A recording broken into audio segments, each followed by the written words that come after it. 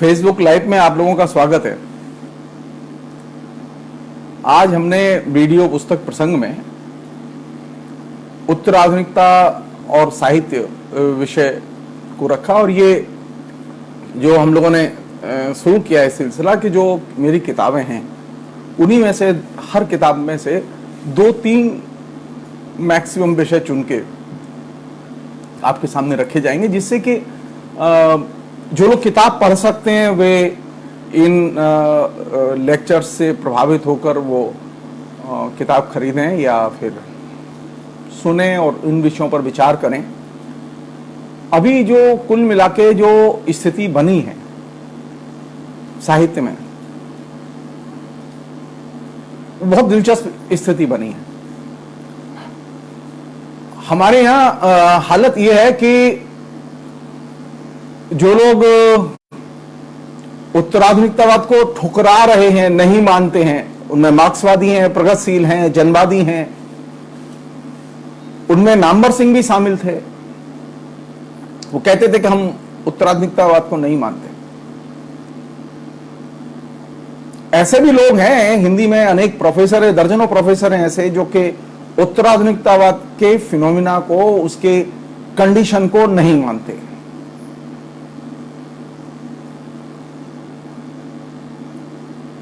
ये चीज विचार करने की है कि क्या उनके न मानने से उत्तराधुनिकतावाद या उत्तराधुनिक कंडीशन बदल जाएगी? जी नहीं। मैं पूंजीवाद को नहीं मानता, लेकिन पूंजीवाद का अस्तित्व तो खत्म नहीं होता इससे। मैं क्रांति को पसंद करता हूं, मैं समाजवाद के अलावा और कोई चीज पसंद नहीं करता, लेकिन क्या इससे पूंजीवाद का अस्तित्व खत्म हो जाएगा? साहित्य एक खास तरह की सामाजिक भौतिक परिस्थितियों में या कंडीशंस में लिखा जाता है, और भौतिक परिस्थितियां जिस तरह से बदलती हैं, साहित्य के रूप, साहित्यिक पत्रिकाओं का कंटेंट, लेखक की दृष्टि उसी गति से बदलती है। हम चाहें या न चाहें।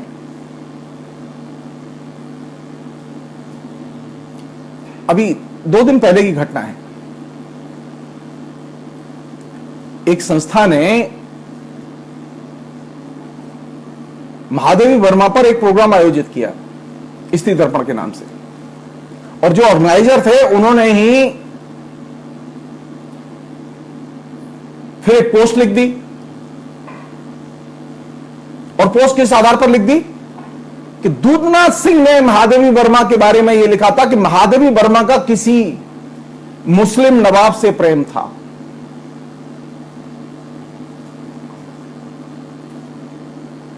अब पहली चीज तो यह कि इस सूचना का, इस घटना का कोई प्रमाण नहीं है सिवाय दूधनाथ सिंह के, और दूधनाथ सिंह ने भी जो लिखा उसका कोई प्रमाण नहीं है। अरे महादेवी वर्मा कोई ऐसी कवित्री या लेखिका नहीं थी जो कि अपने जीवन की चीजें छुपाए, छिपके करे। जब लेखिका ने कभी कहीं ये चीज एक्सेप्ट नहीं की और नहीं लिखी, हम कौन होते हैं आलोचक के नाते उसके जीवन में झांकने वाले, उसकी प्राइवेसी में झांकने वाले?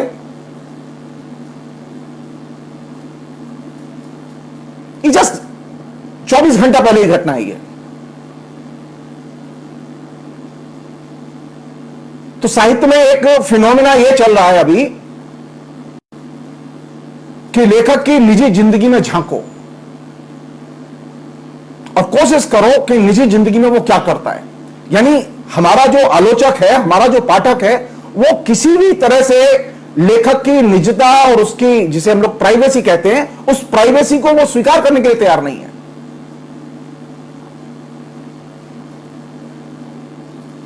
अगर महादेवी वर्मा नहीं लिखती कि, या लिखती हैं कि वो किसी से प्यार करती हैं, तो आपको हक है उसे उद्धृत करने का। लेकिन जब महादेवी वर्मा कहती ही नहीं और लिखती ही नहीं है, तो आपको कोई हक नहीं है उनके बारे में बोलने का। मसलन आप मेरे घर आए ही नहीं, मैंने आपको बताया ही नहीं, मैंने फेसबुक पर भी नहीं लिखा मैं क्या खाता हूं, और आपने मेरे बारे में लिख दिया कि मैं गऊ का मांस खाता हूं, मैं सुअर का मांस खाता हूं, मैं भैंस का मांस खाता हूं। इसका वास्तविकता से कोई संबंध नहीं है। सो साहित्य में अभी एक सीरियस बीमारी फैली हुई है, जिसका कि लेखक की जिंदगी के यथार्थ से कम और लेखक के बारे में कपोल कल्पनाओं से ज्यादा संबंध है।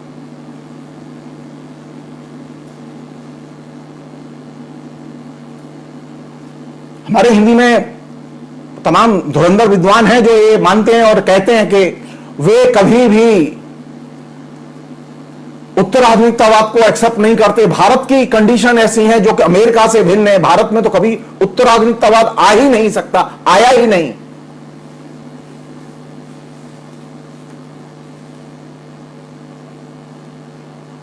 नामवर सिंह ने तो एक जमाने में लेख भी लिखा था। यह बात दूसरी थी कि उन्होंने जब मेरी पुस्तक आई उसके बाद ही वो लेख लिखा। नामवर सिंह की ब्यूटी ये थी, वो पढ़ते कहीं से थे लेकिन उसे कभी बताते नहीं थे।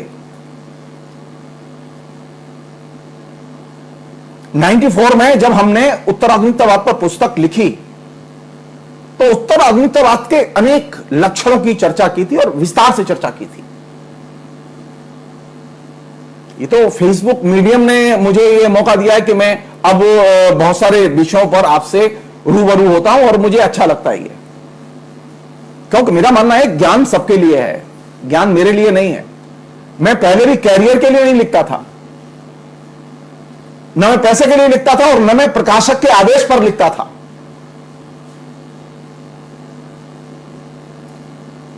जो मेरी चॉइस होती थी, जो मेरी इच्छा होती थी, जो मेरी अभिरुचि होती थी, मैं उस पर लिखता था।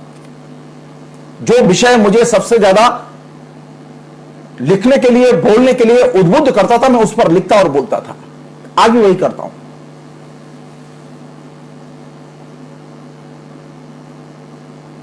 तो मैं विनम्रता से कहना चाहता हूं कि मैं, ऐसे लोग थे हमारे यहां, एक प्रोफेसर थे जीपी देशपांडे, बड़े गर्व से कहते थे मैं तो टीवी नहीं देखता। अरे आप टीवी नहीं देखते तो इसका अर्थ यह नहीं है कि टीवी का कोई समाज में इंपैक्ट नहीं होता।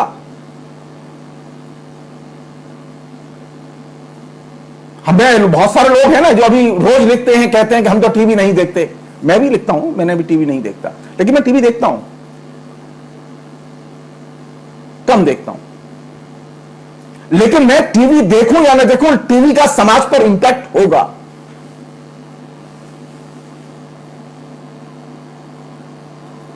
मैं पोस्ट मॉडर्न कंडीशन को मानूं या ना मानूं, लेकिन पोस्ट मॉडर्न कंडीशन का लेखन पर असर होगा।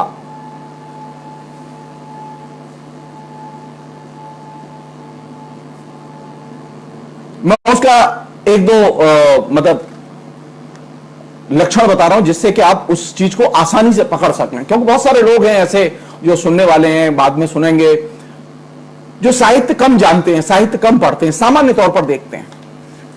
ऐसे भी लोग हैं जो साहित्य जम के पढ़ते हैं, खूब लिखते हैं। तो अभी एक सबसे बड़ी मुश्किल क्या हो गई है? अगर मुझसे पूछे साहित्य क्या है,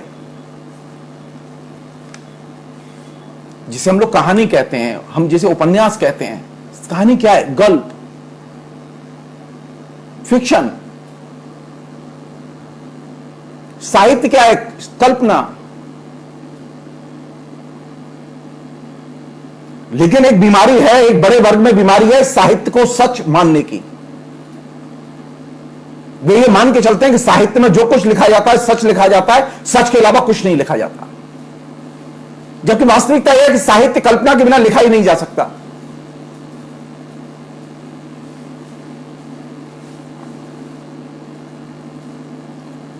साहित्य के जितने भी विधा रूप हैं वे कल्पना के खेल हैं। कल्पना उसमें बुनियादी चीज है, सत्य उसमें बुनियादी चीज नहीं है।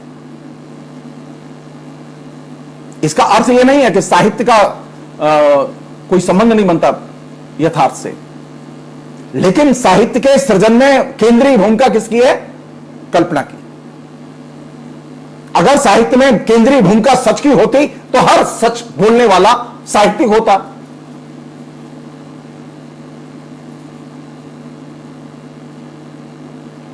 जी नहीं। मुझे बहुत छटपटाहट होती है, मैं बहुत मतलब ईर्ष्या महसूस करता हूं जो लोग अच्छी कहानियां लिखते हैं, अच्छे उपन्यास लिखते हैं। मैं नहीं लिख पाता क्योंकि उनके पास में कल्पना शक्ति है। साहित्य कल्पना शक्ति के बिना लिखा ही नहीं जा सकता, कल्पना के बिना साहित्य की निर्मिति संभव ही नहीं है। तो अगर हमें बहुत ही सीरियसली सोचना है तो इस फ्रेमवर्क से अपने दिमाग को निकालना होगा। साहित्य सच होता है, साहित्य में यथार्थ होता है, यह सच है, लेकिन यथार्थ वैसे ही होता है जैसे आटे में नमक। साहित्य में विचारधारा होती है, यह सच है, लेकिन विचारधारा वैसे ही होती है जैसे आटे में नमक। नमक में आटा नहीं होता। इसलिए साहित्य के बारे में बात करते समय हमारे बहुत सारे पढ़े लिखे समझदार लोग, आलोचक, लेखक इस इल्यूजन में रहते हैं कि वे जो लिख रहे हैं वे सच लिख रहे हैं। और अभी तो बिल्कुल सच बोलने वालों की और सच लिखने वालों की बाढ़ आई हुई है।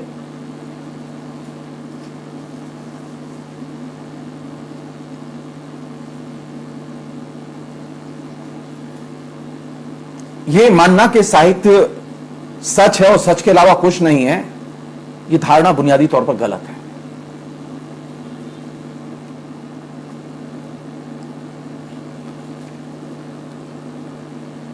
एक और चीज है जो बहुत ही इंटरेस्टिंग है। चूंकि साहित्य में जो कुछ लिखा जाता है सच होता है, तो साहित्य में अतीत से लेकर वर्तमान तक सब कुछ शामिल किया जा सकता है, सब कुछ लिखा जा सकता है।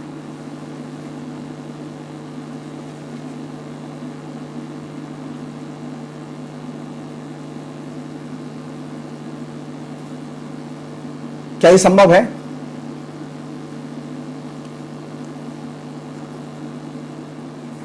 हमारे यहां साहित्य में एक नारा था, बहुत पॉपुलर नारा था, सब कुछ कला है।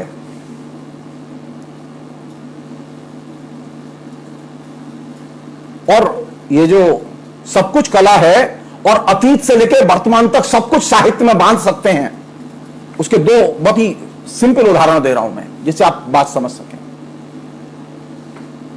हिंदी की जो साहित्यिक पत्रिकाएं हैं, वो ज्ञानोदय है, तद्भव है, वो आलोचना है, और भी बहुत सारी पत्रिकाएं, उद्भावना है, ढेरों पत्रिकाएं हैं।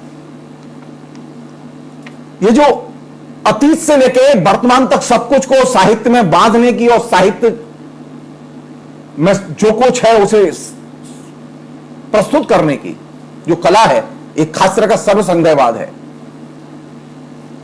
ये जो तमाम किस्म की साहित्यिक पत्रिकाएं हैं, वे पोस्ट मॉडर्न कंडीशन से कैसे प्रभावित हैं और संचालित हैं। मैं संयोग से किसी के भी संपादक को नहीं जानता, एक आध को छोड़कर। मैं कभी किसी से मिला नहीं, क्योंकि मैं साहित्य की राजनीति से और साहित्यिक पत्रिकाओं की राजनीति से कोसों दूर रहता हूं।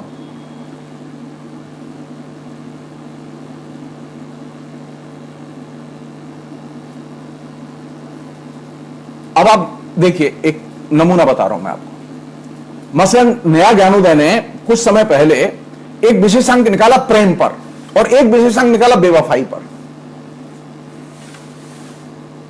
अब प्रेम और बेवफाई पर विशेषांक निकालते समय उन्होंने क्या किया कि मध्यकाल से लेकर आधुनिक काल तक की सभी रचनाओं को एक जगह इकट्ठा कर दिया।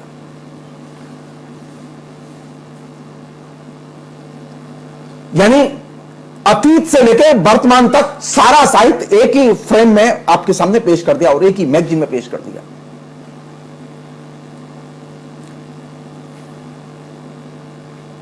हिंदी में उत्तराधुनिकता के सबसे प्रमुख और मुखर आलोचक नामवर सिंह ने जब आलोचना पत्रिका को दोबारा पुनर्प्रकाशित किया तो उन्होंने उसकी शुरुआत की फांसीवाद विरोधी अंक से,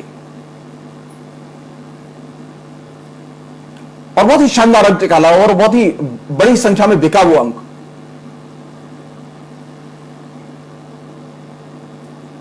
और उसमें तरह तरह की, जैसे कि कंपाइलेशन की आदत है हमारी, तरह तरह की रचनाएं जो फांसीवाद विरोधी लिखी गई थी वो रचनाएं उसमें शामिल कर ली गई। उसमें कुछ ट्रांसलेशन भी थे, कुछ विदेशी लेखकों की रचनाओं के अनुवाद भी थे, कुछ देशी लेखकों के लेख भी थे हिंदी के, सब कुछ था उसमें। उसी तरह आप देखेंगे कि अनेक पत्रिकाएं सांप्रदायिकता विरोधी, आतंकवाद विरोधी, स्त्रीवाद, स्त्री साहित्य, दलित साहित्य, दलित विचारधारा, इन तमाम चीजों पर केंद्रित अंक निकालती रहती है, आए दिन अंक निकालती रहती हैं।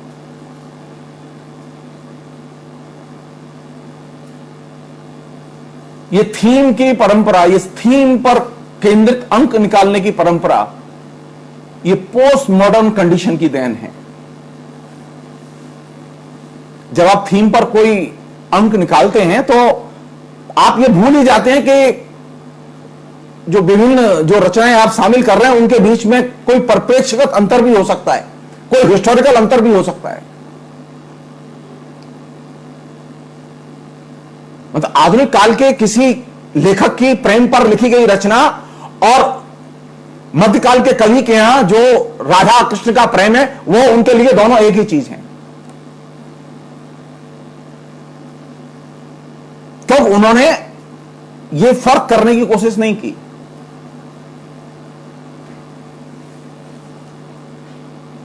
यानी थीम पर जो अंक आए और लगातार आ रहे हैं, लाइन लगी हुई है, हिंदी भरी हुई है इससे।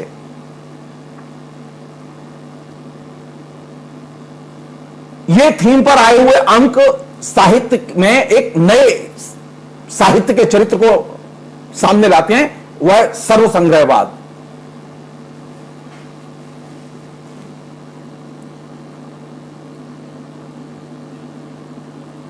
अब इसमें सबसे मजेदार बात है कि नया पुराना दोनों इसमें शामिल है और बिना परिप्रेक्ष्यगत अंतर के शामिल है। और ये जो चीज है, ये चीज हमें उस नए फिनोमिना को समझने के लिए प्रस्थान बिंदु प्रदान करती है कि हिंदी कैसे उत्तर आधुनिक कंडीशन से प्रभावित हो रही है, हिंदी का साहित्य कैसे उससे प्रभावित हो रहा है। ये सवाल तो पूछा जाना चाहिए ना नंबर सिंह से, जब आपने फांसीवाद विरोधी अंक निकाला तो क्या जर्मनी के फांसीवाद में और भारत के फांसीवाद में कोई अंतर है या नहीं है?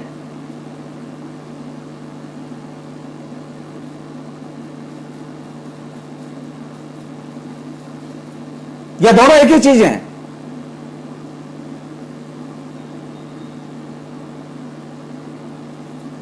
इटली के फांसीवाद में और भारत के फांसीवाद में कोई अंतर है या नहीं है? खाली मुसोलिनी की रचना, हिटलर की आलोचना करने वाली रचना वो लें और उनका अनुवाद करें और उनके आधार पर लेख तैयार करें, उसे छाप दें। यह साहित्य का सर्वसंग्रहवाद है, इसका यह साहित्य का नया रूप है जो आपको पर्टिकुलर रचना या रचना विशेष को उसके जो भिन्न परिप्रेक्ष्य है, उसका भिन्न संदर्भ है, उसके निर्माण की भिन्न प्रक्रिया है, उसको देखने ही नहीं देता।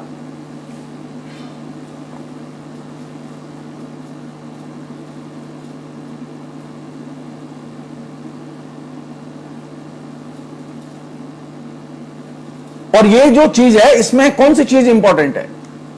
ये खास रखा साहित्य का कंज्यूमरिज्म है, ये साहित्य का उपभोक्तावाद है। इसका साहित्य के कला बोध के विकास से कोई संबंध नहीं है। अगर आप फांसीवाद विरोधी अंक निकाल रहे हैं, या आप जो है स्त्रीवाद पर अंक निकाल रहे हैं, या आप सांप्रदायिकता के खिलाफ अंक निकाल रहे हैं, तो ये अंक निकालते समय आप बेसिकली साहित्यिक उपभोक्तावाद को एड्रेस कर रहे होते हैं। इससे साहित्य के प्रति आपकी समझ गहरी नहीं बनती, क्योंकि आप इसमें रचनाओं का मूल्यांकन नहीं करते, उनकी हिस्टोरिसिटी को खोलने की कोशिश नहीं करते। तो ये जो साहित्य के अंदर जो ये जो थीम केंद्रित जो साहित्यिक पत्रिकाओं में अंक निकालने की जो परंपरा शुरू हुई, उस परंपरा का बहुत गहरा संबंध है पोस्ट मॉडर्न कंडीशन के साथ। ये पोस्ट मॉडर्न कंडीशन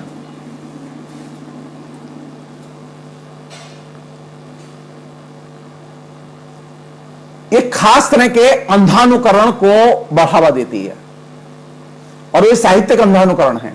अब फला पत्रिका ने एक फासिस्ट विरोधी अंक निकाला तो हम भी निकालें, अब फला पत्रिका ने एक स्त्री साहित्य पर अंक निकाला तो हम भी निकालें, बिना ये सोचे, बिना ये जाने कि फांसीवाद का मतलब क्या है, फांसीवाद का परिप्रेक्ष्य क्या है, फांसीवाद है भी या नहीं है, स्त्रीवाद है भी या नहीं है। हमें चूंकि एक अंक निकालना है, इसलिए हम अंक यानी ये जो साहित्य की ये जो निर्मित धारणा है,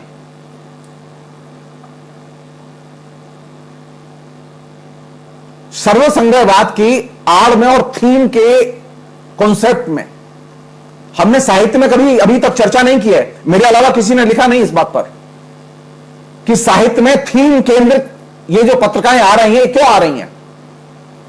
ये साहित्य के लेखकों से, संपादकों से सवाल किया जाना चाहिए। उन्हें थीम की जरूरत क्यों पड़ रही है।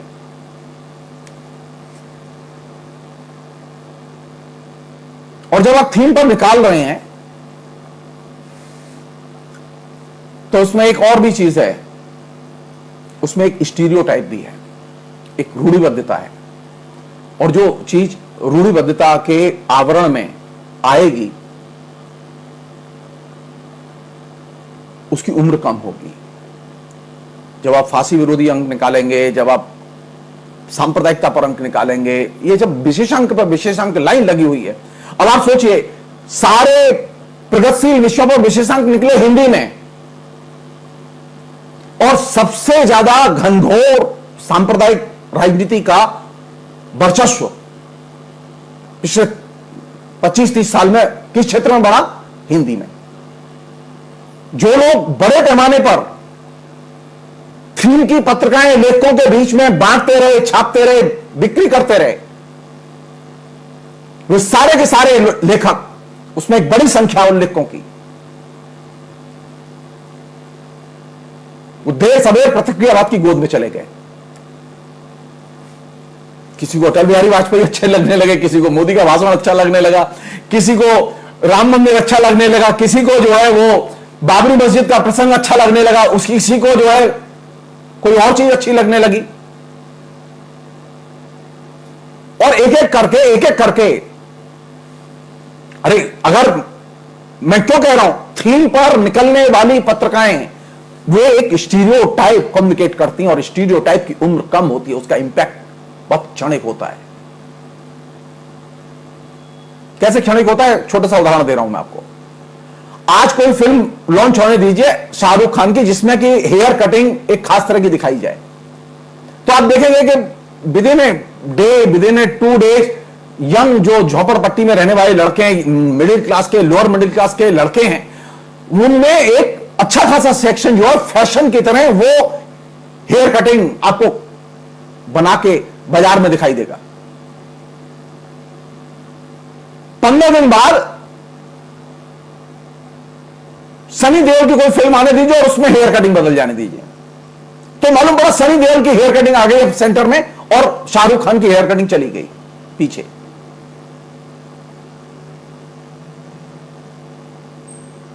तो ये जो थीम केंद्रित पत्रिकाएं हैं, ये थीम केंद्रित पत्रिकाएं ये साहित्य में अंधानुकरण पैदा करती हैं और साथ साथ स्टीरियोटाइप समझ भी पैदा करती हैं। और स्टीरियोटाइप समझ का मतलब यह है कि उसका कोई इंपैक्ट नहीं होता,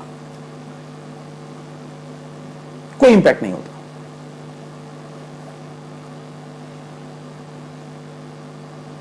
एक अन्य चीज है जो कि इसकी प्रॉब्लम से जुड़ी हुई है, वो ये कि जब आप ये थीम पर केंद्रित पत्रिकाएं निकालते हैं तो आप क्या करते हैं, आप बेसिकली साहित्य की रिसाइकलिंग करते हैं। मध्यकाल की रचना है, 19वीं शताब्दी की रचना, 20वीं शताब्दी की रचना, 18वीं शताब्दी की रचना, प्रेमचंद के युग की रचना, ये तमाम आप रिसाइकिल करके पुरानी रचनाएं लाते हैं। तो साहित्य में अगर रिसाइकलिंग होगी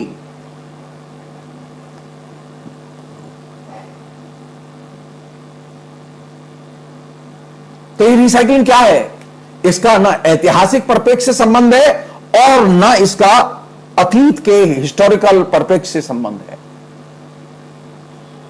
न इसका वर्तमान के परिप्रेक्ष्य से संबंध है।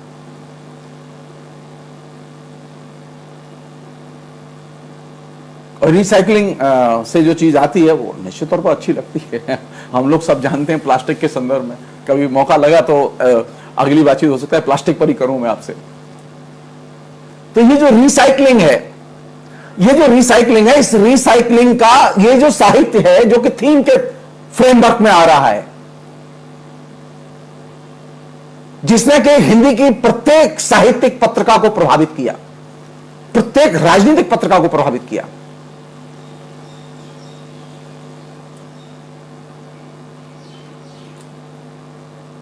इस रिसाइकलिंग के साहित्य की खपत तो है, मार्केट तो है इसकी, क्योंकि ये साहित्य के कंज्यूमरिज्म को एड्रेस करता है, लेकिन इसका कोई इंपैक्ट नहीं है। कोई अगर यह सोचे कि आलोचना पत्रिका के फांसीवाद विरोधी अंक को निकालने के साथ आलोचना पत्रिका के मालिकों का दृष्टिकोण फांसीवाद विरोधी हो गया है, तो गलतफहमी है। वास्तविकता क्या है कि जिन लोगों ने आलोचना पत्रिका ने फांसीवाद विरोधी अंक निकाला और जिस संपादक ने फांसीवाद विरोधी अंक निकाला, वही संपादक अपना जन्मदिन मनाने 90वें साल में आरएसएस के लोगों के दफ्तर चला गया।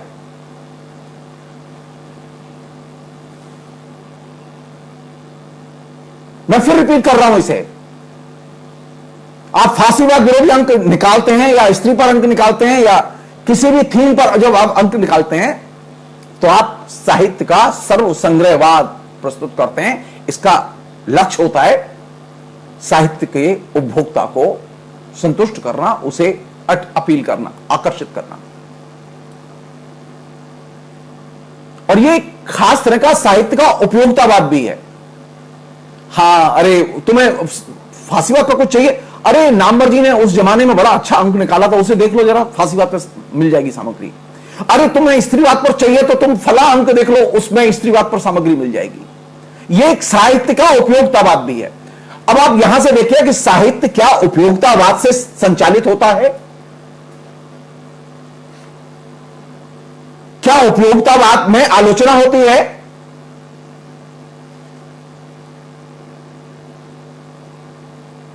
उपयोगितावाद में आलोचना नहीं होती। और ये जो साहित्यिक उपयोगितावाद है, ये तो आलोचना से एकदम मुक्त है।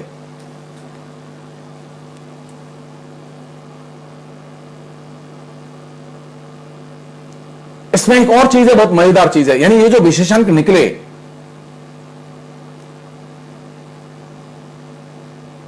वो प्रेम, बेवफाई, स्त्रीवाद, दलित साहित्य, अस्मिता वगैरह वगैरह, ये जो तमाम विशेषांक निकले, बड़े लंबी परंपरा है हिंदी में साहित्य की। इसमें एक और चीज है, वो क्या है? उत्तर आधुनिक कंडीशन कट एंड पेस्ट के लिए महत्वपूर्ण मानी जाती है। तो ये जो थीम केंद्रित जो अंक आए, इनमें साहित्य जो आ रहा है वो कौन सा आ रहा है? Cut paste, cut paste, cut paste. उसका कोई साहित्य के नजरिए से कोई संबंध नहीं।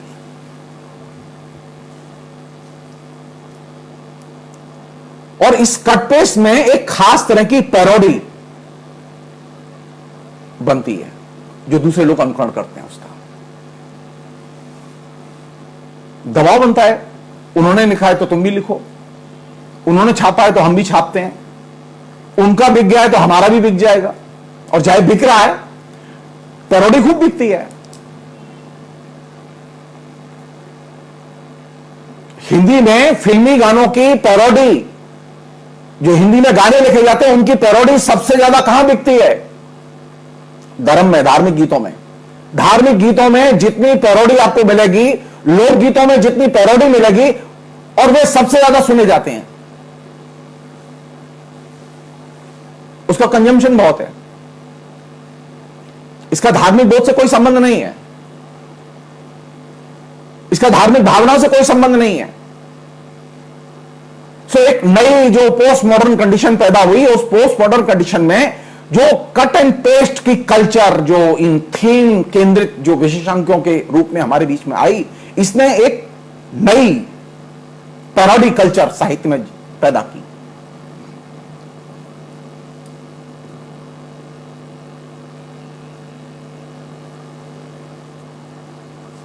एक अन्य पहलू है जो कि साहित्यिक पत्रिकाओं का बहुत ही मजेदार पहलू है।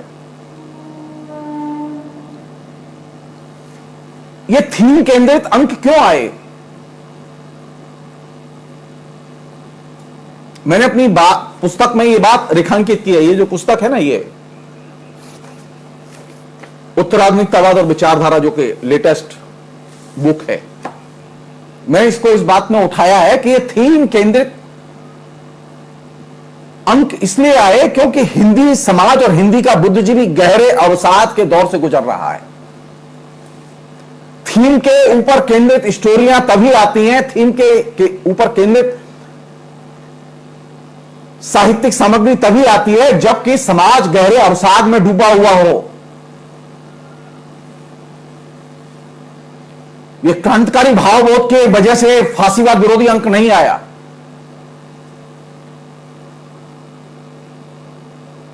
फ्रेडरिक जेम्सन को कोट करें, लिखा है फ्रेडरिक जेम्सन ने, जो कि बहुत बड़े मार्क्सवादी आलोचक हैं, जिन्होंने पोस्ट मॉडर्न कंडीशन की बहुत ही बेहतरीन आलोचना लिखी है। फ्रेडरिक जेम्सन ने क्या लिखा है? उन्होंने लिखा है, थीम पर केंद्रित होकर बातें तभी होती हैं जब बहुराष्ट्रीय कंपनियों अथवा परवर्ती पूंजीवाद के प्रति समाज अवसाद में डूबा हुआ हो। यह बात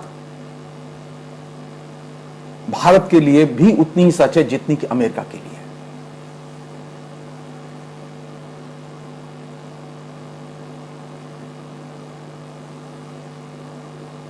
मसलन जब आप थीम पर बात करते हैं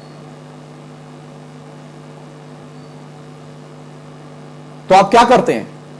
आप जो वास्तव समस्या है उससे ध्यान हटाने की कोशिश करते हैं। आप वास्तव समस्या पर बात ही नहीं करते। जो व्यक्ति है उसके जो वास्तविक संसार है उसकी कोई चर्चा नहीं करते। आप उठाइए इन तमाम थीम केंद्रित जितने भी विशेषांक निकले हैं पत्रिकाओं के, आपको उसमें हिंदुस्तान का व्यक्ति नजर नहीं आएगा, हिंदी भाषी क्षेत्र का व्यक्ति नजर नहीं आएगा, व्यक्ति पर केंद्रित कोई समस्या नजर नहीं आएगी। लेकिन थीम पर 300 पेज की, 400 पेज की, 500 पेज की सामग्री, लेकिन उससे आपको हिंदी भाषी समाज के व्यक्ति की और व्यक्ति के मनुष्य के से जुड़ी हुई समस्याएं, कोई रियल समस्याएं कहीं दिखाई नहीं देगी, उसका कोई विश्लेषण नहीं मिलेगा।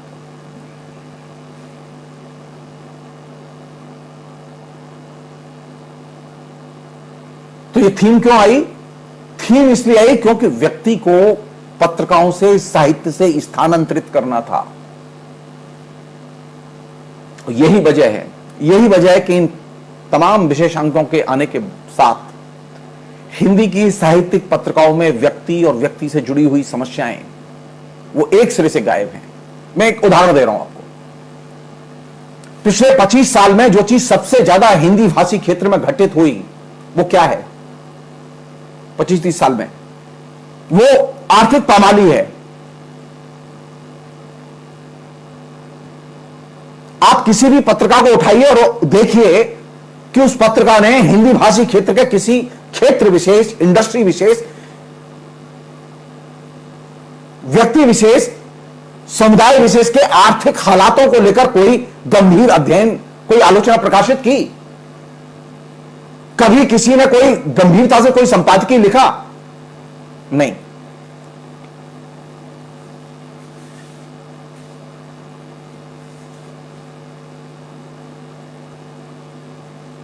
तो चिंता नहीं होगी।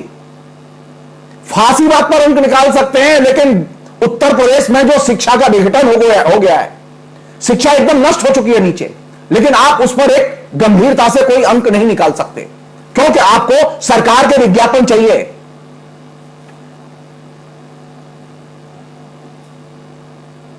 उत्तर प्रदेश में सबसे ज्यादा दंगे हुए राम जन्मभूमि आंदोलन के संदर्भ में।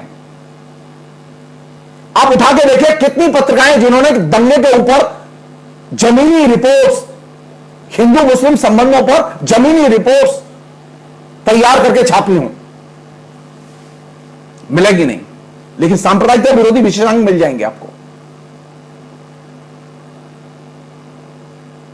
सांप्रदायिक दंगों में सबसे ज्यादा जो तबाह हुए लोग वे कौन थे? मुसलमान थे, स्त्रियां थीं। आर्थिक स्थिति से सबसे ज्यादा पामाली किसकी बढ़ी?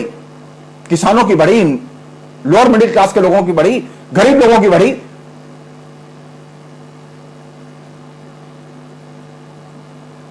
तो ये जो थीम की जो कल्चर जो साहित्यिक पत्रिकाओं में दाखिल हुई, इसने जो बुनियादी काम किया वो क्या किया? उसने व्यक्ति को खदेड़ के साहित्य से बाहर कर दिया। अब साहित्य में बातें होती हैं, व्यक्ति नहीं होता। साहित्य में विषय होते हैं लेकिन व्यक्ति नहीं होता, व्यक्ति के सवाल नहीं होते, व्यक्ति का दिल दिमाग नहीं होता।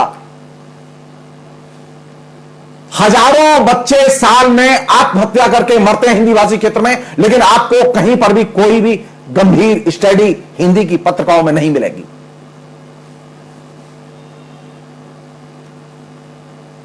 क्योंकि आपकी कोई दिलचस्पी नहीं है व्यक्ति में, आपकी दिलचस्पी साहित्य में है। यह कैसा साहित्य है जिसमें व्यक्ति को स्थानांतरित कर दिया गया है? यह पोस्ट मॉडर्न कंडीशन है जिसमें कि आप जी रहे हैं, जिससे कि आप प्रभावित हैं।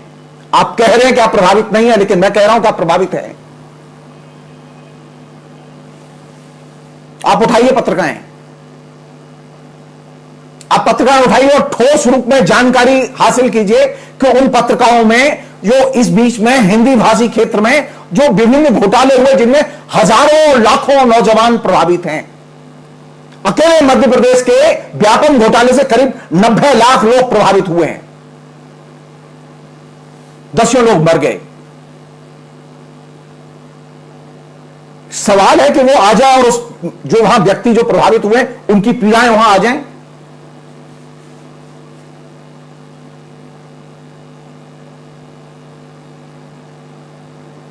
नामवर सिंह तो विशेषांक निकालना आसान है, प्रेमचंद तो विशेषांक निकालना आसान है, लेकिन आज के व्यक्ति को केंद्र में रख के, उसकी समस्याओं को केंद्र में रख के विशेषांक निकालना और उस पर लिखना और लिखवाना सबसे मुश्किल काम है।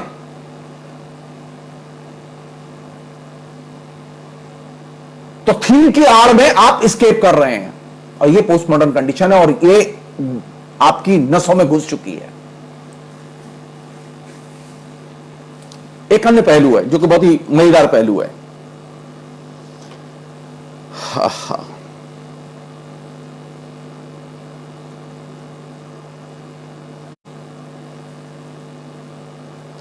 जब आप ये थीम पर केंद्रित विशेषांक निकालते हैं तो जैसे मैंने आपसे कहा कि आपने व्यक्ति का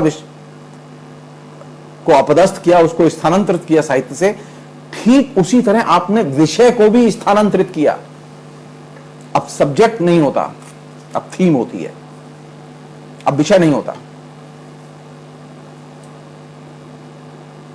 पता कीजिए कि जो लखनऊ से पत्रिका निकलती है साहित्य की, उसने अब तक कभी उत्तर प्रदेश के आर्थिक तबाही पर कभी कुछ लिखा या छापा? क्यों नहीं छापा?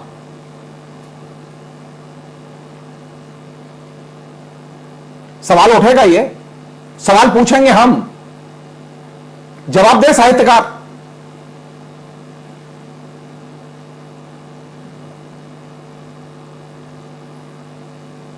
तो ये थीम की जो कल्चर आई, हंस से लेकर तद्भव तक फैली हुई है ये कल्चर, ये तमाम साहित्यिक पत्रिकाओं में बीमारी फैली हुई है। ऊपर से दावा यह कि हम पोस्ट मॉडर्न कंडीशंस में नहीं रहते, हम उत्तर आधुनिक नहीं हुए हैं। अरे उत्तर आधुनिक हो नहीं गए, उत्तर आधुनिक की जितनी भी बीमारियां उनसे ग्रसित हो चुके हैं आप। तो साहित्य में किस चीज पर बहस की जानी चाहिए?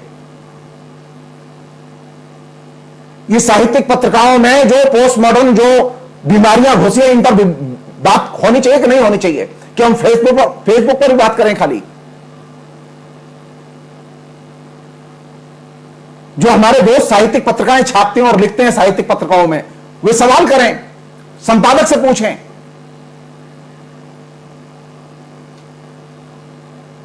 कि यह कैसा साहित्य है जिसमें कि विषय और व्यक्ति दोनों ही नदारत हैं।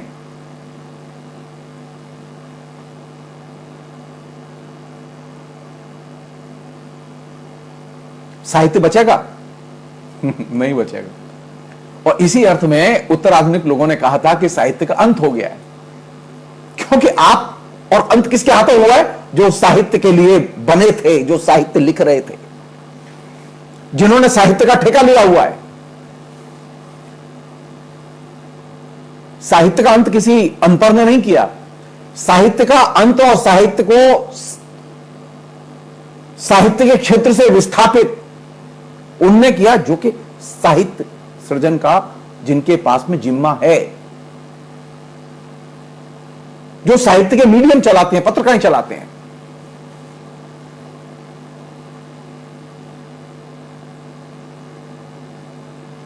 एक और पहलू है जिस पर के कायदे से हम लोग ध्यान दें, वो ये कि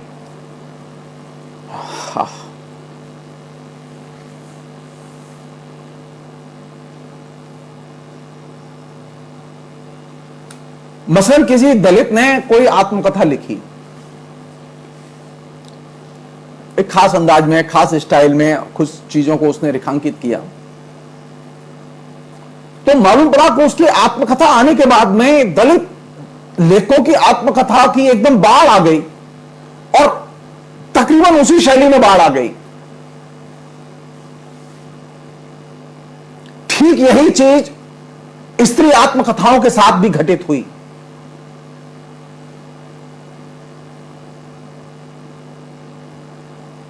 यह कैसे संभव है कि एक खास तरह का पैटर्न दलित और स्त्री की आत्मकथाओं में जो पिछले 25 साल में लिखी गई है, उसमें एक खास तरह का अंधानुकरण साफ तौर पर दिखाई देता है। जबकि साहित्य का लक्षण यह है कि साहित्य में प्रत्येक लेखक की साहित्यिक कृति की अपनी विशिष्टता होती है,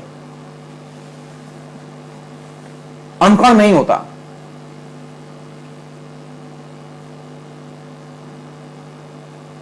अगर किसी दलित लेखक ने जो जो चीजें उठाई हैं, आप उठा के देखिए कि पहले जिसने उठाई थी उसके बाद में उसका कैसे अनुसरण किया गया है।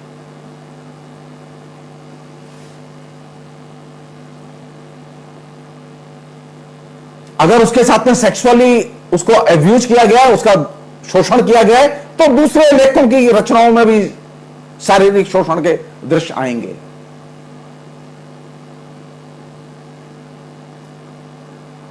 अगर उसे किसी ब्राह्मण ने मारा है तो दूसरा भी ब्राह्मण उसके यहां मारेंगे।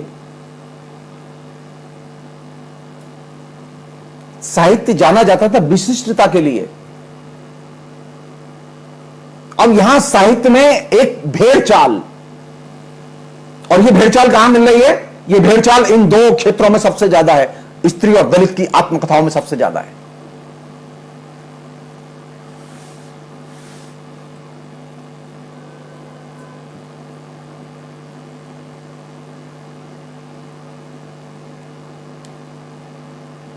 पहले यह था कि जो आप व्यक्ति चुनते हैं, जो ऑब्जेक्ट चुनते हैं, उस ऑब्जेक्ट को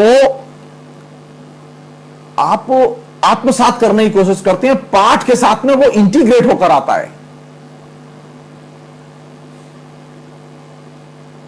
लेकिन अब वो ऑब्जेक्ट जो है वो इंटीग्रेट होकर नहीं आता, बल्कि ऑब्जेक्ट फैशन की तरह आता है। आत्मकथा शुरू हुई, आप अंदाजा लगा सकते हैं आगे क्या क्या होगा।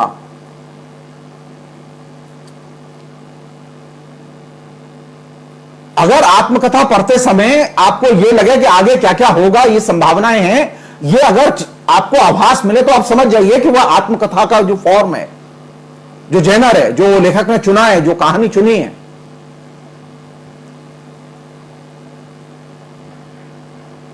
वो स्टीरियोटाइप है, वो पहले से तयशुदा है। स्टीरियोटाइप में यह संभव है कि आपको पूर्वानुमान होता है कि आगे क्या होगा। सृजन में यह संभव नहीं है।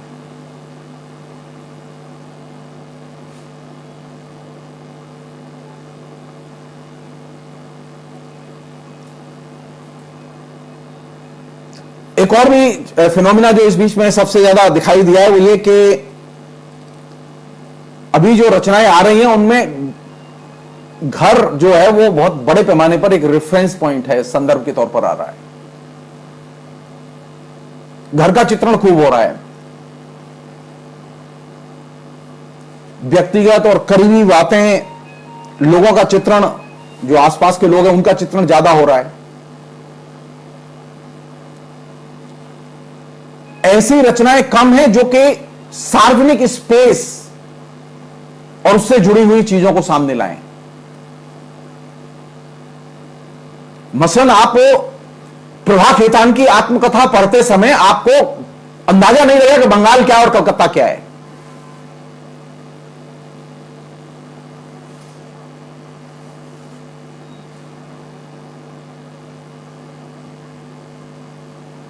तो ये जो कहानी का जो पैटर्न जो विकसित हुआ है, इसमें वो आत्मकथा में भी है, वो कहानी में भी है, और उसमें जो सबसे महत्वपूर्ण चीज है वो कौन सी है? वो ये कि उसमें घर है, उसमें निजी बातें हैं, उसमें आसपास के लोग हैं, उनका चित्रण है, और कहानी खत्म हो जाती है। लेकिन उसमें सार्वजनिक स्पेस का अंदाजा नहीं लगेगा आपको कि सार्वजनिक स्पेस कैसा है।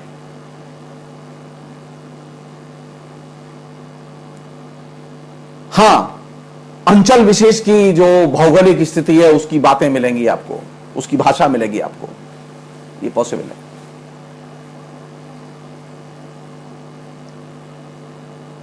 लेकिन सार्वजनिक स्पेस कैसा है इसका अंदाजा नहीं लगेगा आपको।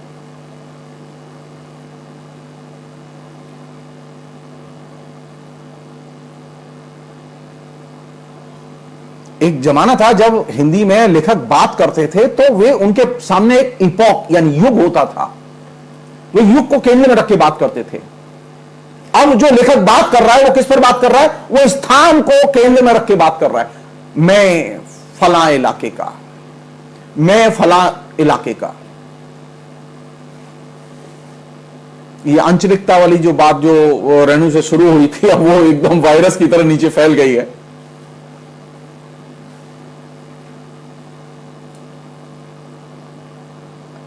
और इसने क्या किया है? इसने युग पे जो बातें होती थी, अब आप युग को अगर देखेंगे तो पोस्ट मॉडर्न कंडीशन के जो लेखक हैं वे जो उसको उससे लड़ रहे हैं वे नव्य उदारीकरण के पूरे इपॉक को, कैपिटलिज्म के ये जो विकसित जो युग है उसके रूप में देखते थे और देख रहे हैं।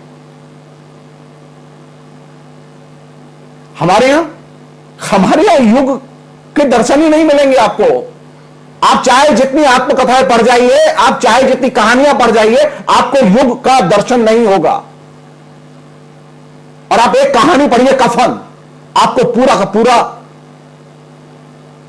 साम्राज्यवादी युग दिखाई देगा कि साम्राज्यवाद के दौर में किसान की क्या हालत थी। आप उपन्यास पढ़िए तो आपको दिखाई देगा, गोदान को देखेंगे तो आपको दिखाई देगा किसान की किस तरह की पामाली बढ़ी थी। तो जब आप बात करते थे तो आपको एक इपॉक आपके दिमाग में होता था, युग होता था। और अब जब बात करते हैं तो हमारे दिमाग में एक स्थान होता है, एक घर होता है, पर्सनल चीजें होती हैं, पर्सनल डिटेल्स होते हैं जिन पर हम सबसे ज्यादा एनर्जी खर्च करते हैं, स्पेस देते हैं रचना में।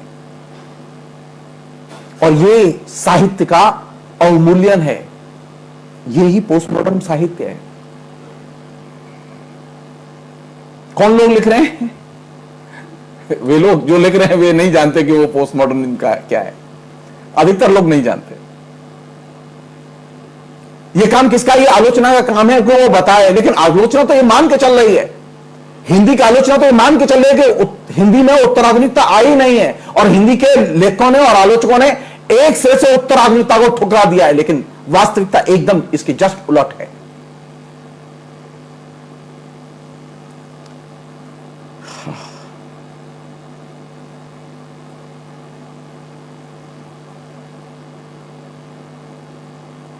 यानी जो अभी अगर एक संक्षेप में कहें, जो रचनाएं आ रही हैं उनमें आपको घर मिलेगा, घर के बाहर का प्रवेश मिलेगा, शहर मिलेगा, कामकाजी स्थान मिलेगा, इसके संदर्भ सबसे ज्यादा मिलेंगे।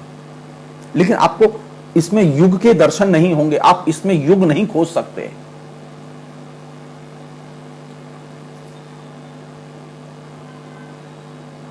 इस पर बहस नहीं है हमारे बीच में।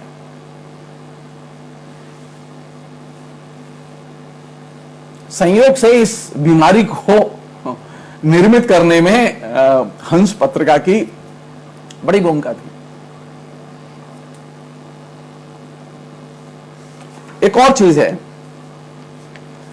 कि ये जो तमाम किस्म की आत्मकथाएं और इस तरह के जो मैंने आपसे कहा कि इस तरह की चीजों को लेके जो चीजें आ रही हैं, यानी इसमें घर है, आसपास के दोस्त हैं, निजी संसार है, निजी बातचीत है, निजी परिवेश है, ये जो चीजें आ रही हैं और इसमें जो जीवन की चीजें आ रही हैं, पुरानी चीजें आ रही हैं, ये जो स्मृतियों का इतना बड़े स्केल पर आना,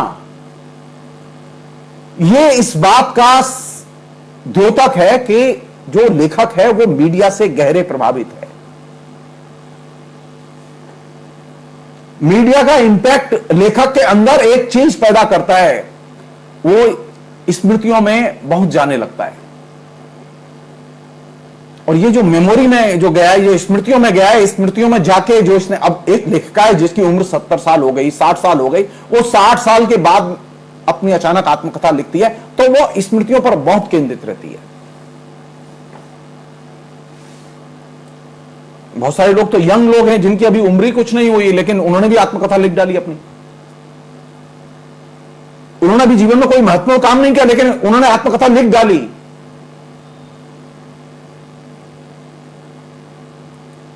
सवाल नहीं पूछा जाना चाहिए, मुर्दैया के लेखक से पूछा जाना चाहिए सवाल कि आप सोवियत स्टडीज के बहुत महत्वपूर्ण विद्वान थे, लेकिन सोवियत स्टडीज में आपने कौन सी 5 बड़ी रचनाएं लिखी?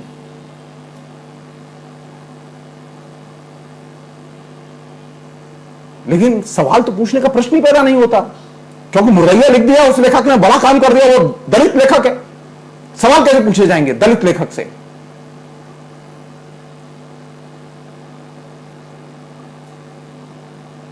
क्योंकि वह स्मृतियों पर ही जिंदा है। क्या है मुर्दैया? मुर्दैया जो है वह स्मृतियों का खजाना है पूरा। एक लेखक की पूरी स्मृतियों में क्या क्या घटा है उसका आईना है। तो लेखक जब लेखन में स्मृतियों के सहारे जिंदा रहे और स्मृतियों को ही बेचे और खाए, तो इसका मतलब कि वह मीडिया से बहुत गहरे प्रभावित है।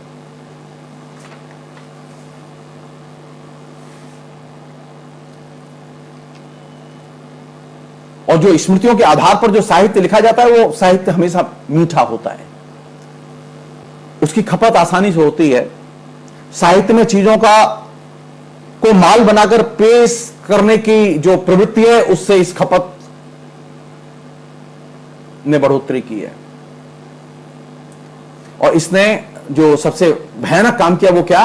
यथार्थ और संस्कृति के बीच का फर्क खत्म हो गया। यथार्थ कहां आता है और संस्कृति कहां शुरू होती है, हम ये अंतर ही नहीं जानते।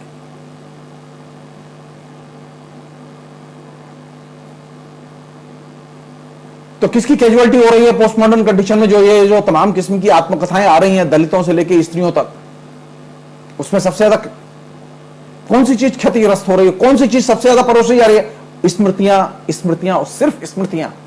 और इसके चलते स्मृति और यथार्थ का संबंध एकदम क्षत विक्षत हुआ है।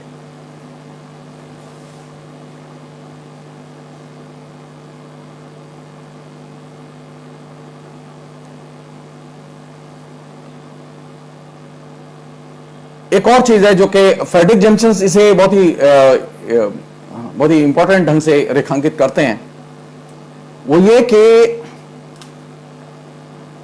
ये जो इस तरह का जो साहित्य लेखन जो आ रहा है, जिसमें कि यथार्थ गौड़ होता है और कल्चर प्रमुख होती है, हुआ है ना, स्त्री संस्कृति, दलित संस्कृति, इसका एक तरह से जयघोष चल रहा है।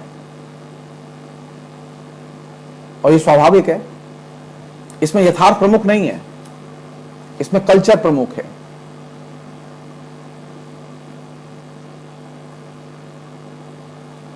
इसमें एक आइडियोलॉजी विशेष प्रमुख है,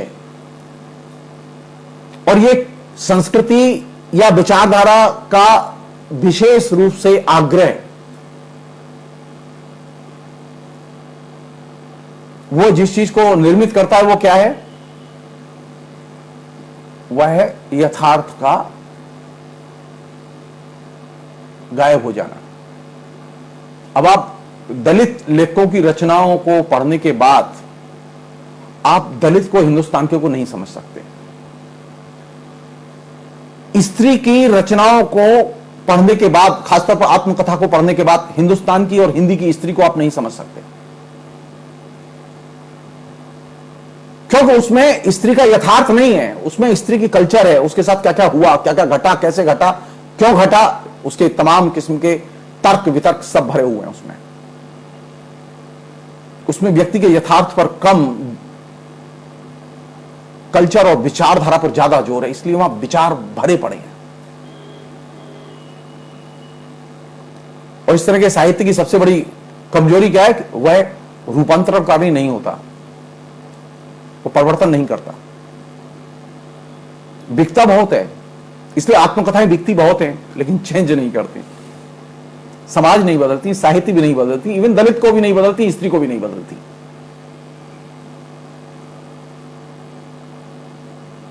क्योंकि इस तरह के जो साहित्य लेखन है उसमें आलोचनात्मक नजरिए का अभाव होता है, वह आलोचनात्मक ढंग से देखता ही नहीं है चीजों को। और ये एक तरह से साहित्य का जो है कमोडिफिकेशन है, वस्तुकरण है।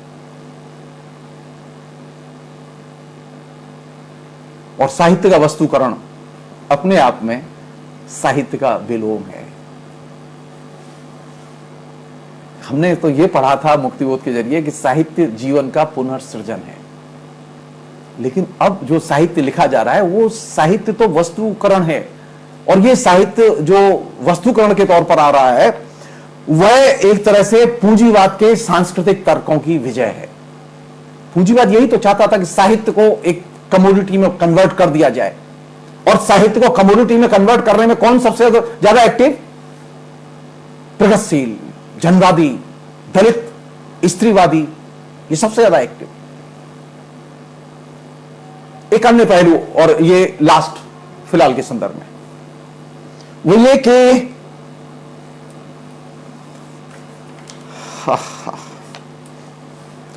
अब इन दिनों जो आलोचना लिखी जा रही है साहित्य में,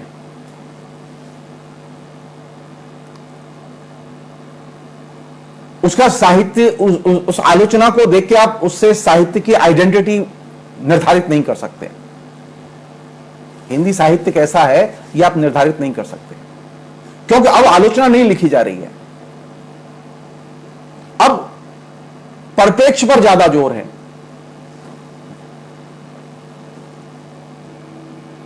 परिप्रेक्ष ने क्रिटिसिज्म को अपदस्थ कर दिया है।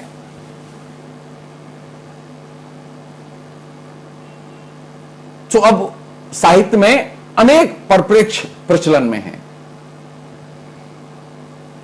जैसे मार्क्सवादी परिप्रेक्ष, संरचनावादी परिप्रेक्ष, उत्तर संरचनावादी परिप्रेक्ष।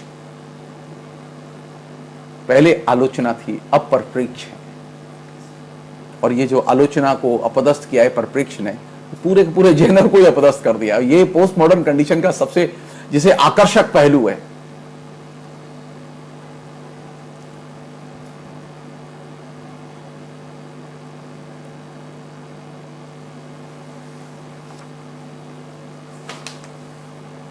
और जो इसकी जो जैसे कहें कि ट्रेजेडी,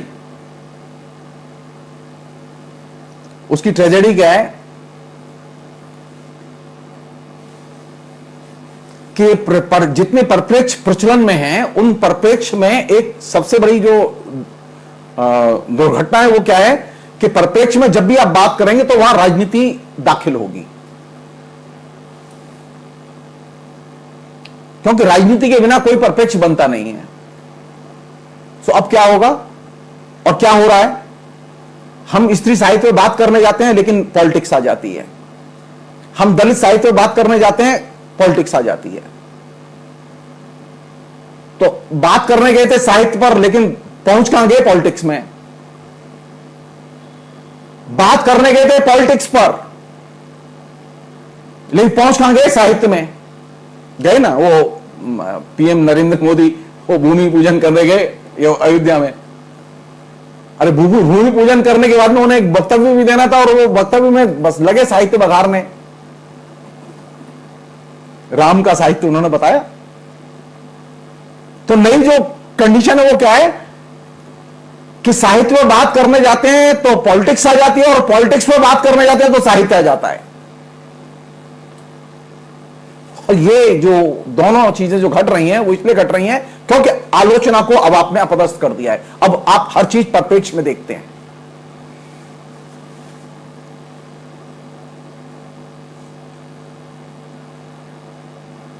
अब जाइए यूनिवर्सिटीज में जाइए, मैं तो 27 साल पढ़ा चुका हूं।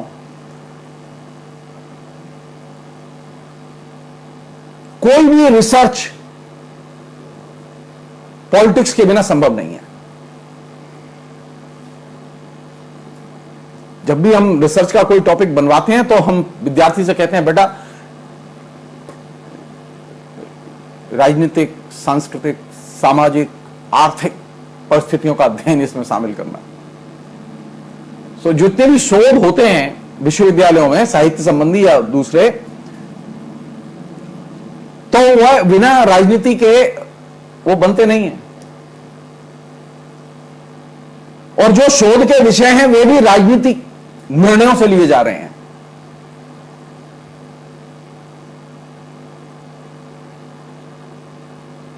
अब तो स्थिति इतनी खराब हो गई है कि अब आप बहुत आसानी से शोध के टॉपिक तय नहीं करा सकते।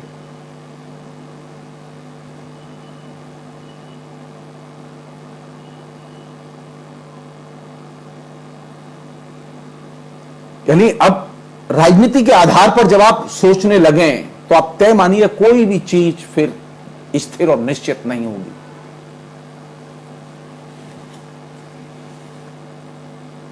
ये सिलसिला पिछले कई दशक से चल रहा है और अब वो क्लाइमैक्स पर है। मोदी युग ने इसे क्लाइमैक्स पर पहुंचा दिया है। हुआ ना दिल्ली विश्वविद्यालय में, अंग्रेजी विश्वविद्यालय के लोग पाठ्यक्रम बनाने गए, उन्होंने एक बहुत बढ़िया पाठ्यक्रम बनाया। अंग्रेजी विभाग के लोगों ने बाकायदा एकेडमिक काउंसिल में एकदम भयानक, अरे अंग्रेजी विभाग में क्या पढ़ाया जाएगा, अंग्रेजी के विषय में क्या पढ़ाया जाएगा, यह विभाग का अपना प्रेरोगेटिव है, वो उसका अपना विशेष अधिकार है, वो तय करेंगे। लेकिन नहीं, जो अंग्रेजी साहित्य नहीं पढ़ते और न पढ़ाते हैं वे लोग हंगामा किए और डिपार्टमेंट को फोर्स किया कि वो अपना कोर्स बदल दे।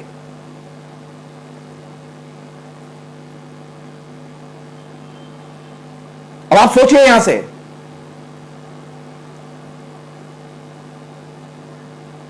जिन लेखकों ने प्रतिवाद किया वे अंग्रेजी साहित्य के बारे में एबीसीडी नहीं जानते थे, उन्होंने कभी नहीं लिखा उस पर। और जो विभाग में लोग थे जो जानते थे कि विभाग में विद्यार्थियों को क्या पढ़ाया जाना चाहिए, उनको फोर्स किया गया कि वो बदलें। तो जब आप शोध के विषय तय करते समय पॉलिटिक्स लाएंगे तो आप तय मानिए अल्टीमेटली पॉलिटिक्स आपकी हर चीज को प्रभावित करेगी और डैमेज करेगी।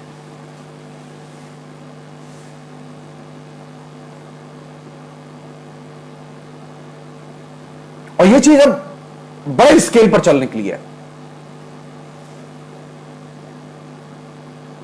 चुन चुन के रिएक्शनरी रचनाएं, थर्ड ग्रेड रचनाएं, द्वितीय श्रेणी की रचनाएं वे एमए के पाठ्यक्रम में रखी जा रही हैं और रखवाई जा रही हैं।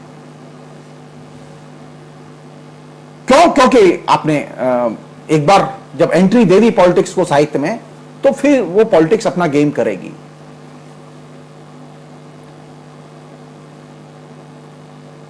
अब राजनीति प्रमुख है, बाकी सब चीजें सेकेंडरी, साहित्य सेकेंडरी।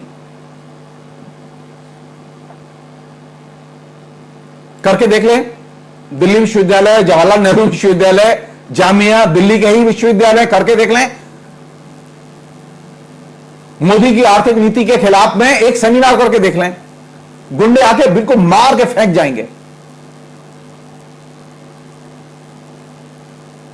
यह संभव है कि एक विश्वविद्यालय सरकार की नीतियों की आलोचना करे,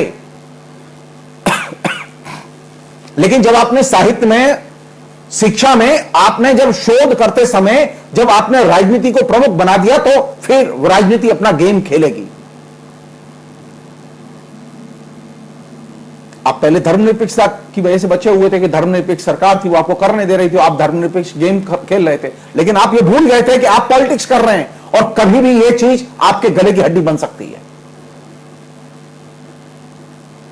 तो साहित्य में राजनीति वैसे ही होनी चाहिए जैसे कि आटे में नमक।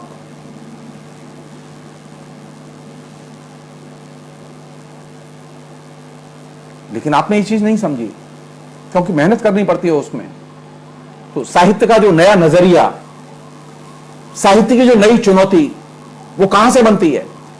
वो साहित्य की नई चुनौती यहां से बनती है कि साहित्य में यथार्थ का ज्यादा से ज्यादा चित्रण हो। यथार्थ के चित्रण के लिए जरूरी है व्यक्ति को केंद्र में लाया जाए,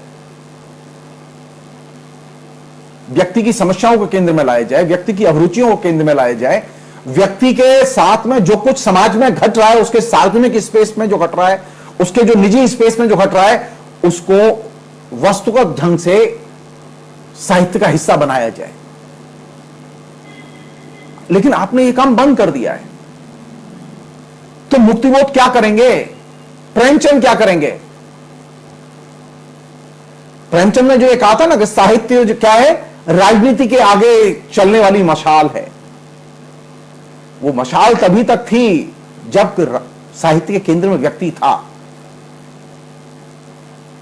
लेकिन जब साहित्य के केंद्र में आप वर्ग को ले आए और साहित्य के केंद्र में लिंग को ले आए, तो आपने अपने लिए एक इल्लत खड़ी कर ली कि वह पॉलिटिक्स होगी।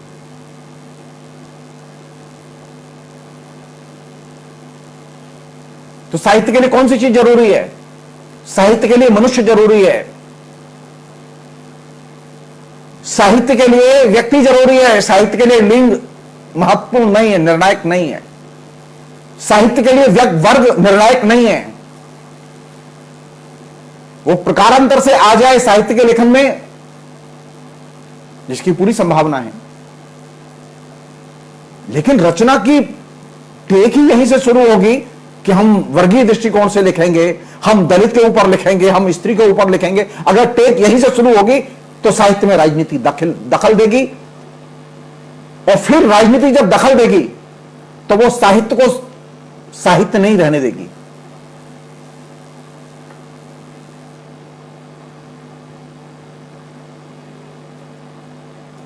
आज जो कंडीशन है उसके लिए ये जो पोस्ट मॉडर्न कंडीशन है और इसमें जो दबाव पैदा हुए, उनकी बहुत बड़ी भूमिका है। इसलिए जब हम उत्तर आधुनिकता और साहित्य के संबंध पर विचार करें तो हम एक चीज ध्यान रखें कि हमारे हाथ से कौन सी चीज छूट रही है। हमारे हाथ से व्यक्ति छूट गया है, पर्सन को हम भूल गए हैं, और ये सबसे बड़ी दुर्घटना है।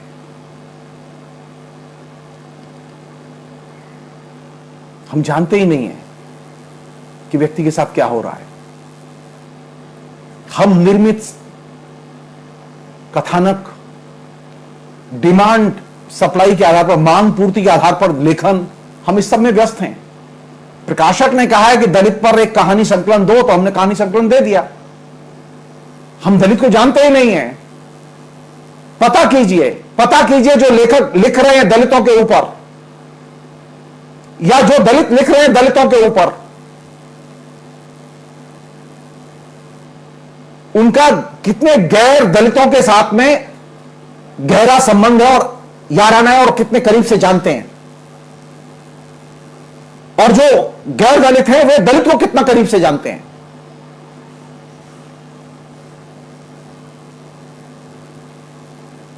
आप पूछ के देखिए किसी से कि आप अपने 25 दोस्तों के नाम बताइए, आप तय मान लीजिए कि अधिकतर लेखक इसमें फेल हो जाएंगे।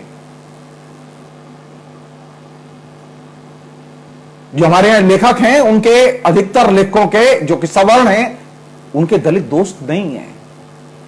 तो जब तुम्हारे दोस्त नहीं है, तुमने दलित के परिवार को कभी देखा नहीं, जाना नहीं, दलित की कंडीशन को कभी जाना नहीं, तुम दलित पर लिख कैसे सकते हो?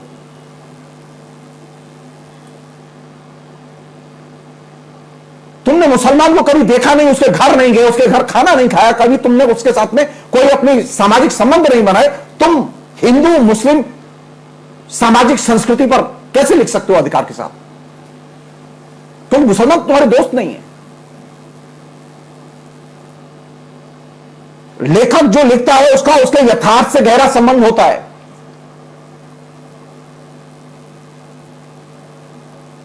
जिसने जीवन में कभी बाजार में खरीदारी नहीं की, वो महंगाई पर लिख रहा है। आप सोचिए ट्रेजेडी। जो कभी बाजार में कभी कॉस्मेटिक्स खरीदने नहीं गया, जिसने कभी मॉल में जाके दुकानें नहीं देखी, बाजार में जाके दुकानों पर खरीदारी नहीं की, वह मंच से खड़ा होकर जब उपभोक्तावाद के खिलाफ भाषण देता है तो वो गले नहीं उतरता।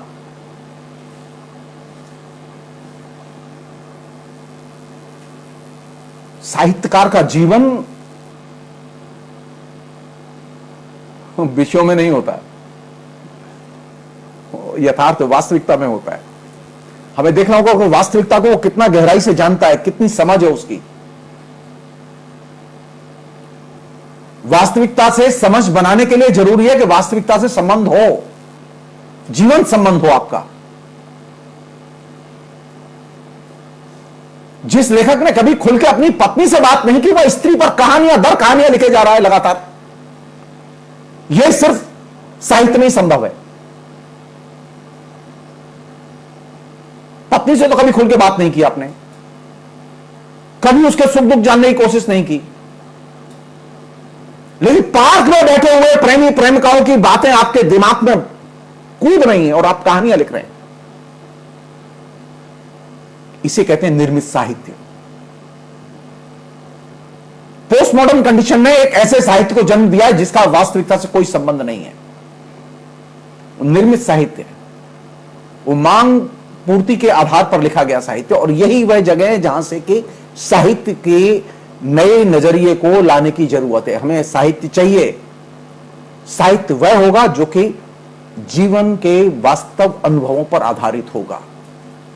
साहित्य वह होगा जहां के जीवन के वास्तव संबंध लेखक जिएगा, उस पर आधारित होगा।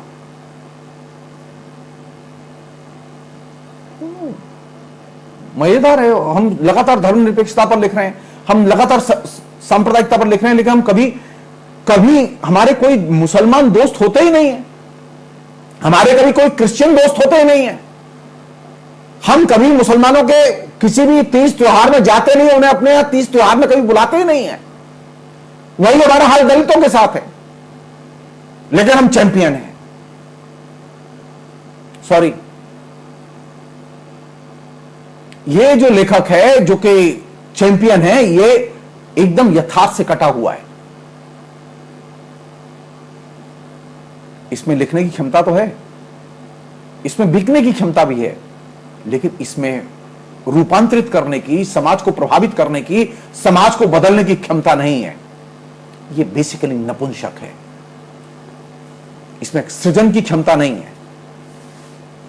इसमें इसके पास शब्द तो हैं, शब्दों का जादू भी है, लेकिन इसके पास में जीवन नहीं है। और इसी अर्थ में ये जो साहित्य है जो अब लिखा जा रहा है, ये साहित्य का एक तरह से अंत है, साहित्य का एक तरह से लोप है। और यही वह जगह थी जहां से कि पोस्ट मॉडर्न कंडीशंस के लोगों ने कहा था कि साहित्य का अंत हो गया है। हमारे यहां लोगों ने क्या किया, रेडिकल करना शुरू किया। अरे वाह, देखो पोस्ट मॉडर्न क्या कह रहे हैं, साहित्य का अंत हो गया। अरे साहित्य का कभी अंत हो सकता? अरे साहित्य का अंत तो हो गया, आपके हाथ से हो गया।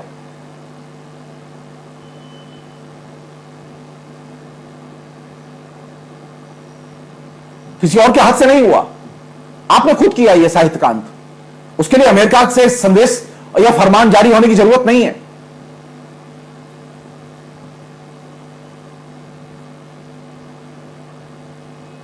सो बेहतर रास्ता कौन सा होगा? बेहतर रास्ता होगा कि हम कैप्टन को जितना बारीकी से जानेंगे, अपने समाज को, जिस समाज में हम लोग रहते हैं, उस समाज की तमाम किस्म की जो आर्थिक सांस्कृतिक जो स्तर हैं, सरणियां हैं, उन्होंने जितनी गहराई से जानेंगे, हम उतना ही बेहतर साहित्य लिख सकते हैं। हमारे यहां तो अभी कंडीशन इतनी बदतर है कि आप एक किसी लेखक को पकड़ के देखिए और उससे कहिए कि जरा आप एक आधा घंटा 15 मिनट आप जरा ग्लोबलाइजेशन के बारे में कुछ ठीक से बता दीजिए हमें, आपको आपके होश उड़ जाएंगे। वो जानता नहीं है, लेकिन वो ग्लोबलाइजेशन तो उपन्यास लिख चुका है।